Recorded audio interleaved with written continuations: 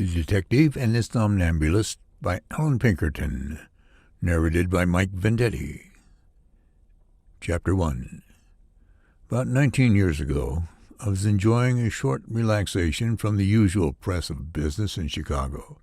I had only one or two really important cases in hand, and I was therefore preparing to take a much-needed rest. At this time, my business was not nearly so extensive as it has since become, nor was my agency so well known as it is now. Hence, I was somewhat surprised and gratified to receive a letter from Atkinson, Mississippi, asking me to go to that town at once to investigate a great crime recently perpetrated there.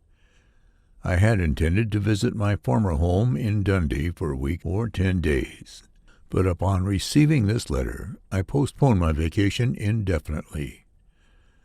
The letter was written by Mr. Thomas McGeorge, cashier at the City Bank of Atkinson, and my services were called for by all the officers of the bank. The circumstances of the case were, in brief, that the paying teller had been brutally murdered in the bank about 3 or 4 months before, and over $130,000 had been stolen. Mr. McGregor said that no expense should be spared to detect the criminals, even though the money was not recovered. That would be an important consideration, of course, but the first object sought was the capture of the murderers of poor George Gordon, the late paying teller. Having already arranged my business for a brief absence, I was all ready for the journey, and by the next train I was speeding southward toward Atkinson. I arrived there early in the morning of one of the most delightful days of early spring. I had exchanged the brown fields and bare trees of the raw and frosty north for the balmy airs, blooming flowers, and waving foliage of the sunny south. The contrast was most agreeable to me in my then tired and overworked condition, and I felt that a few days in the climate would restore my strength more effectually than a stay of several weeks in the changeable and inclement weather of northern Illinois, for sanitary as well as business reasons. Therefore, I had no occasion to regret my southern trip. My assumed character was that of a cotton speculator, and I was thus able to make many inquiries relative to the town and its inhabitants without exciting suspicions. Of course, I should have considerable business at the bank, and thus I would have frequent conferences with the bank officials, without betraying my real object in visiting them. I sent a note to Mr. McGregor on my arrival, simply announcing myself under a fictitious name, and I soon received a reply requesting me to continue to the bank at 8 o'clock that evening. I then spent the day in walking about the town and gathering a general idea of the surroundings of the place. Atkinson was then a town of medium size, pleasantly situated near the northern boundary of the state. The surrounding country was well watered and wooded, consisting of alternate arable land and rolling hills. The inhabitants of the town were divided into 2 general classes. The shopkeepers, mechanics, and laborers formed the bulk of the population, while the capitalists, planters, and professional men were most influential.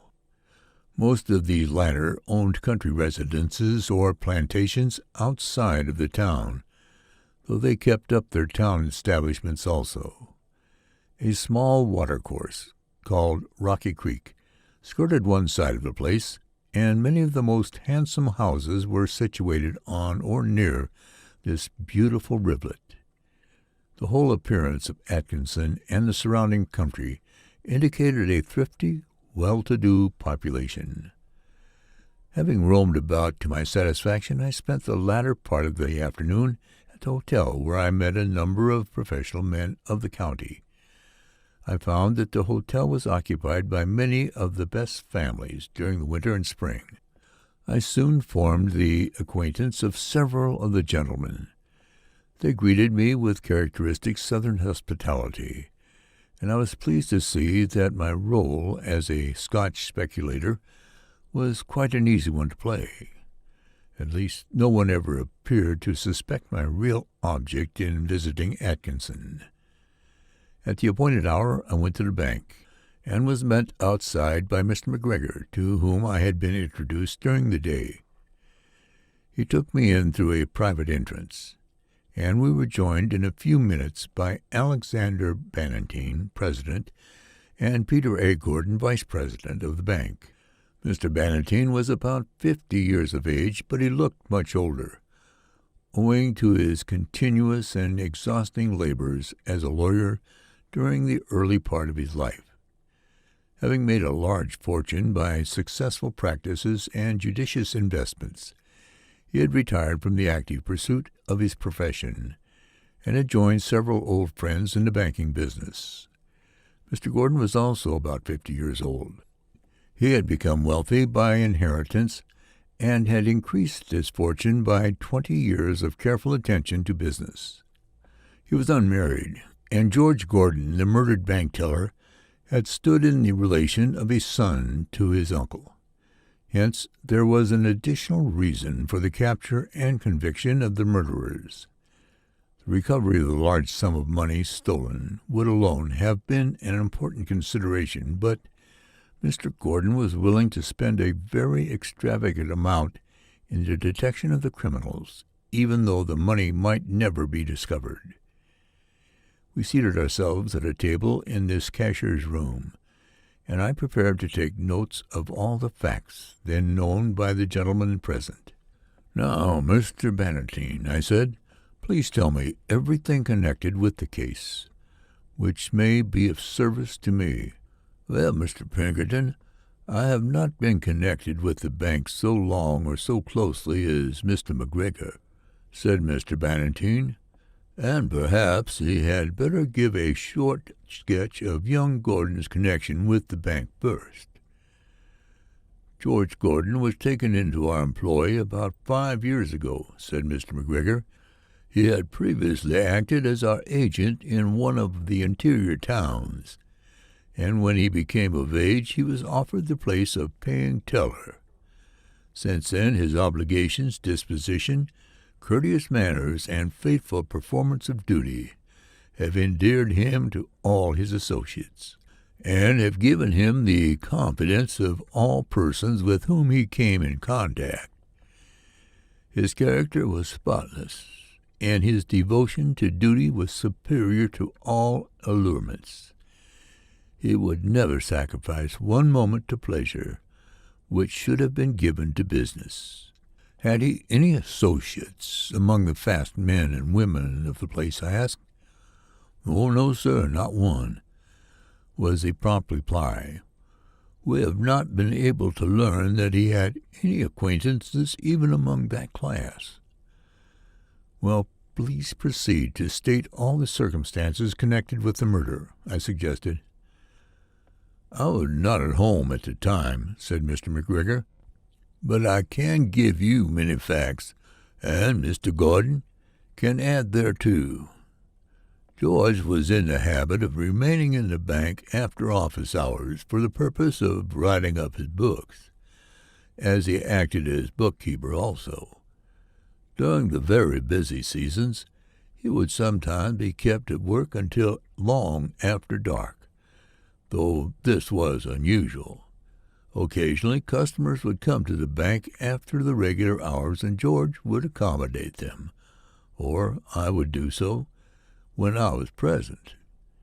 We were both very careful about admitting outsiders after the bank had closed, and would never allowed anyone to enter except well-known businessmen and old customers of the bank.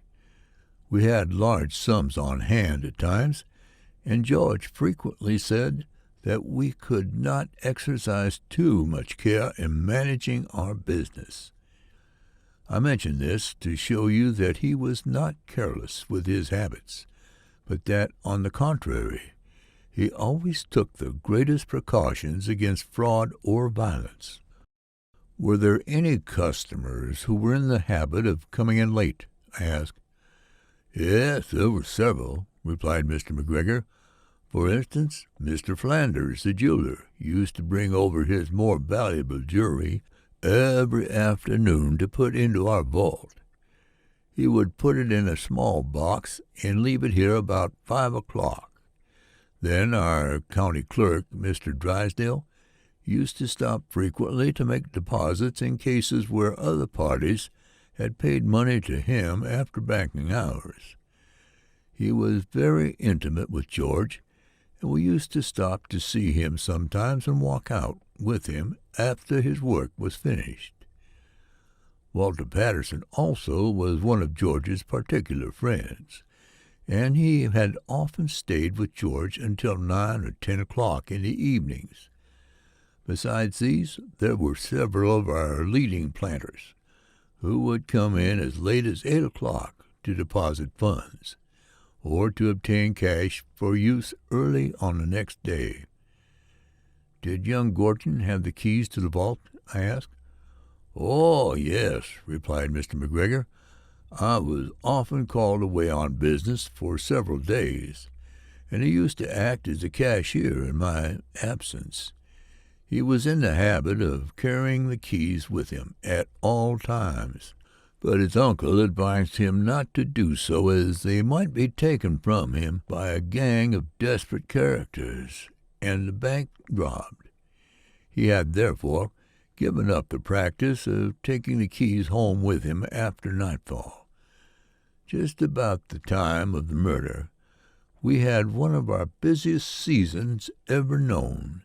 Cotton crop had been enormous, and sales had been very rapid, so that our deposits were unusually large.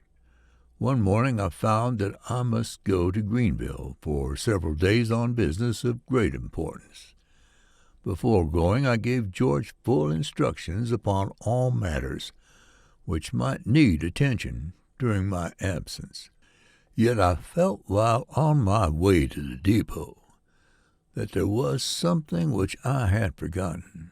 I could not define what it was, but I hurried back to ask whether he could think of anything, further upon which he might wish my advice. I found him chatting with his friend Mr. Drysdale. Calling him to one side, I said, "George, is there anything more upon which I can advise you?" "No, I guess not," he replied. "You will be back so soon that if there should anything new turn up, it can wait until you return." "Well, be very careful," I continued, "and don't allow any one to come in here after dark. It may be an unnecessary precaution, but I should feel easier if I knew no one was admitted to the bank during my absence." "Very well," he replied. "I shall allow only 1 or 2 of my personal friends to come in. There will be no harm in admitting them, for they will be an additional presence in case of any attempt on the bank." I could offer no objection, and so we parted. I was gone about a week, when, having settled my business in Greenville, I returned here. The first news I received was that George Gordon had been found murdered in the bank that morning, the crime having been committed the night before. I will now let Mr. Peter Gordon, George's uncle, tell the circumstances so far as he knows them. Mr. McGregor was a careful, methodical man about 60 years of age.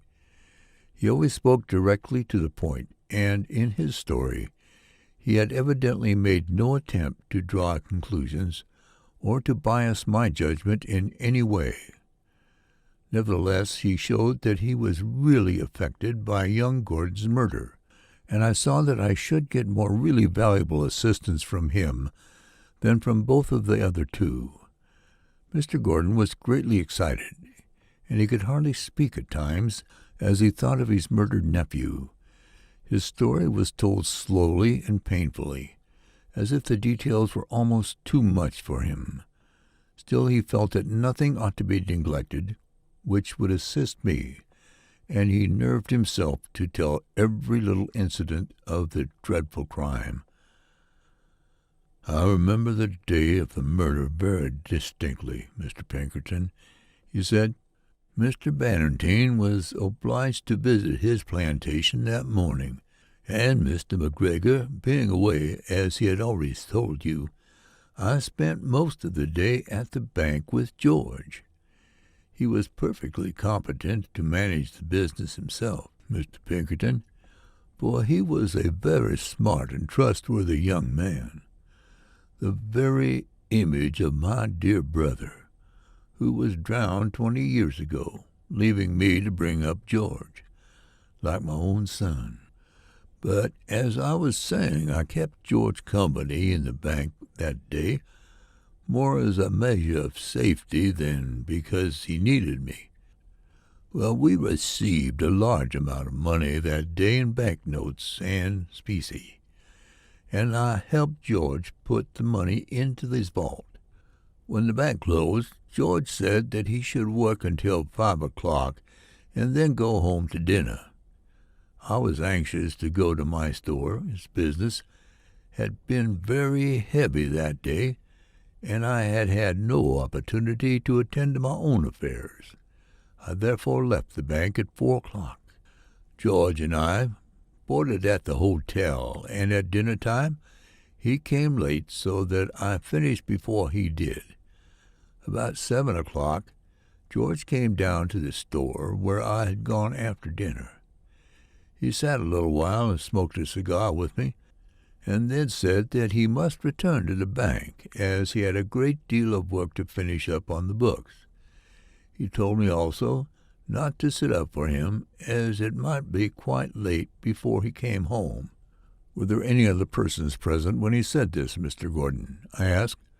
"Yes, there was a shoemaker named Stoltz, whom George had just paid for a pair of boots. Mr. Flanders, the jeweler, was there also, and he had his box of jewelry for George to lock up in the safe. There had been so many customers in his store that afternoon that he had not been able to take the box over before. There were several other persons present, I recollect now that you ask me about it, but I had not thought of the matter before, and I cannot recall their names." "Well, I guess we can find out," I replied. "Please go on. By the way, one question. Had George drank anything at all during the day?" "No, sir, nothing whatsoever. George used to smoke a great deal, but he never drank at the bar in his life. All his young friends will tell you the same. He sometimes drank wine at meals at his own or friend's table, but he never drank at any other place. He left my store about 7:30 o'clock, and Flanders went with him to leave his jewelry. Flanders' store is near mine, and he soon came back and chatted with me for a short time. He has since told me that he did not enter the bank, but that he simply handed the case of jewelry to George on the steps of the private entrance, and George said to him, 'I won't ask you to come in, Flanders, for I have too much work to attend to, and I can't entertain you.' These are the last words that George is known to have spoken."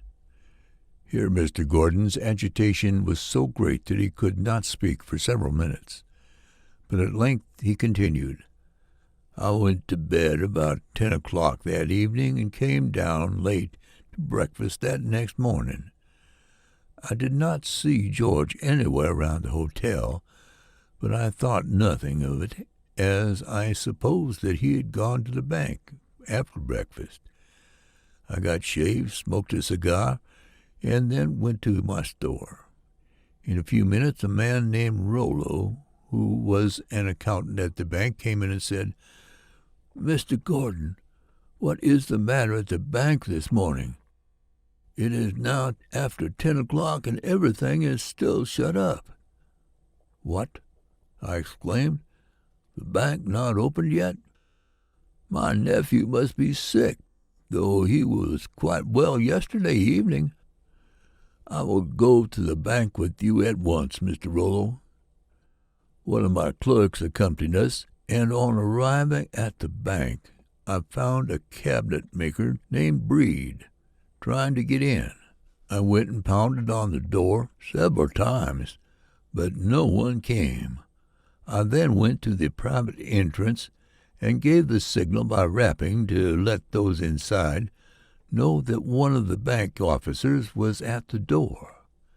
We had a private signal known only to the officers, so that I was sure there must be something wrong when I found it unanswered.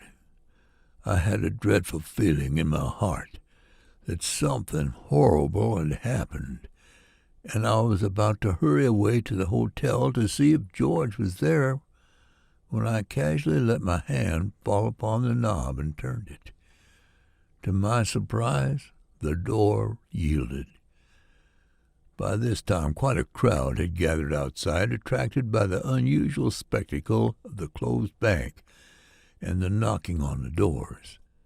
I therefore left Mr. Rollo and Mr. Breed to keep the crowd from entering the side entrance, while my clerk and I threw open the heavy shutters of this room where we are now sitting.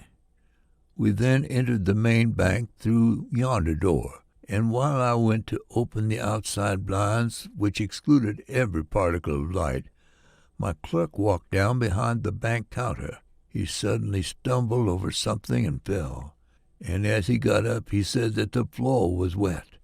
At this instant I flung open one of the shutters, and simultaneously I heard a cry of horror from my clerk.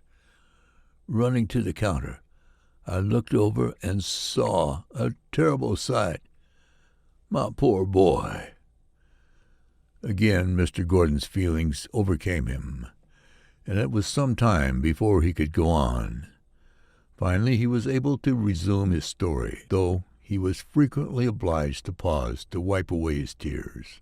My nephew's body was lying midway between his desk and the vault door. He had evidently been standing at his desk when he was struck, as was shown by the direction in which the blood had spurted. He had been murdered by 3 blows on the back of the head, the instrument used being a heavy cancelling hammer, which we found close by, clotted with blood and hair. The first blow had been dealt just back of the left ear while George was standing at his desk. He had then staggered backward 2 or 3 steps before falling, and the second and third blows had been struck as he lay on the floor. Although it was evident that the first blow alone was sufficient to cause death, the murderer had been anxious to complete his work beyond any possibility of failure. The scene was most ghastly. George's body lay in a pool of blood, while the desk, chairs, table, and wall were splattered with large drops which had spurted out as the blows were struck. I shall never forget that terrible morning, and sometimes I wake with a horrible choking sensation and think that I have just renewed the sickening experience of the day. Well, I immediately suspected that the murder had been committed to enable the murderers to rob the bank. I knew that George had no enemies who would seek his life, and there could be no other object in killing him inside the bank. The outer door of the vault stood slightly ajar, and as soon as I had satisfied myself that my nephew was dead, as indeed was evident, the body being quite cold, I sent my clerk to call Mr. Rollo and Mr. Breed into the bank, while he remained at the door. I told him to send any person whom he might see outside for the sheriff and the coroner. As I was saying, the vault door stood slightly open, and when the other gentlemen joined me, I called their attention to the position of everything. before I entered the vault. I found the keys in the lock of the inner door, and on opening the latter, we saw that everything inside was in great confusion. Without making any examination, I closed and locked both doors and sealed the keyholes with tape and sealing wax. I determined to leave everything just as it was until the inquest should be held.